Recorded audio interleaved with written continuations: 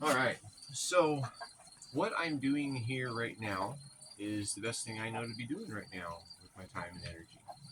And so, what I've done is, so my raised beds, they were needing to be watered more often than I wanted to be watering them. And so, I'm going to install a little feature with some cardboard at the bottom of the garden. And so, by doing this with the cardboard at the bottom, that's gonna any water that I really soak this garden with, it's only gonna go so far. All right, and so when it only goes so far, it's gonna soak into the cardboard.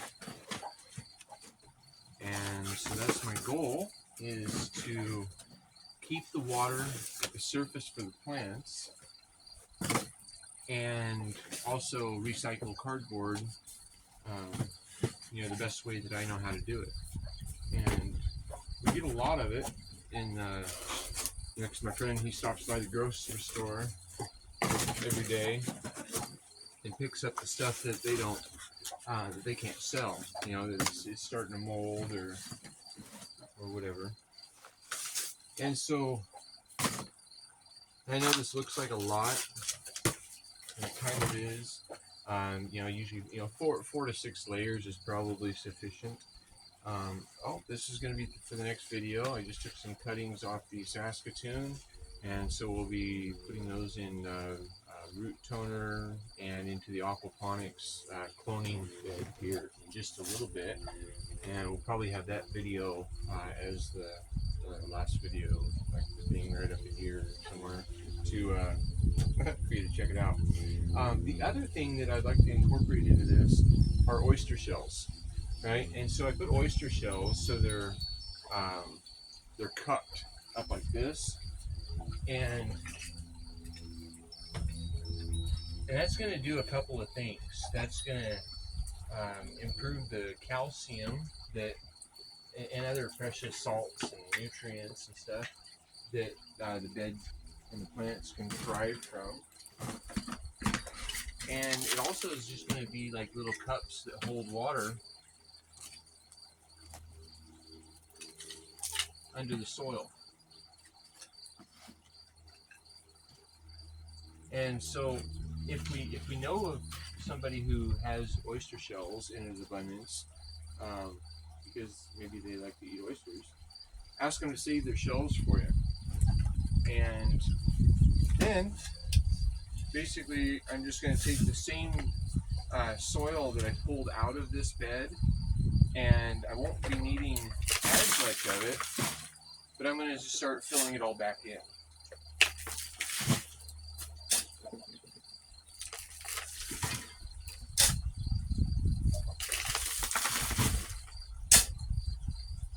And any of the compostable waste, so I dug holes in this area before, and I'll put all my kitchen waste down in those holes, and then you'll come back like 3 weeks later or a month later, or well, depending on the season, right?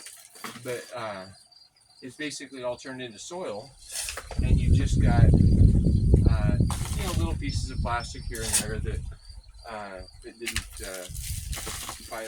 biodegrade. So, and this does a couple things for me. It's going to make this bed to where it won't need stuck in chicken poo. So let's throw some dirt on top of chicken poo, so that way it becomes fertilizer instead of something to step on. Right? So anyway, yeah. So this does a couple things for me. It makes it to where this bed is going to stay moist longer. The moisture isn't just going to drain down through and be out of reach of the primary roots that are feed the plants.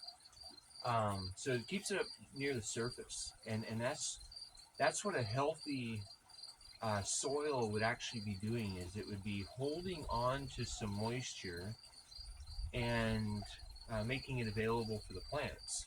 but also having room for air space to be in there, in most of it, right? But so this bed, really, I haven't done this much work to it in probably 8 years or 10 years. You know, I just dig holes and throw some compost in it, and that kind of works as a cell. But this is going to be a nice addition to this bed here. Oh, the other benefit, because I added so much cardboard, I'm not going to be able to fit all this soil back in to. Let's see, and you also find all the things that you've lost over the time when you're doing something like this, right? It's like you find marbles, or you find little flags of what something was, or you know, all sorts of things that you can find in raised beds when you've been composting it, when you've been working in them for a while. So this is all really good soil. I mean, this is stuff that, you know, if you were to go buy this soil, you'd probably pay 50 cents a pound for it at Walmart or wherever your local go-to is, right? And then I'm really going to water this bed in, and then I'm going to go grab a bunch of seeds and I'm going to plant it.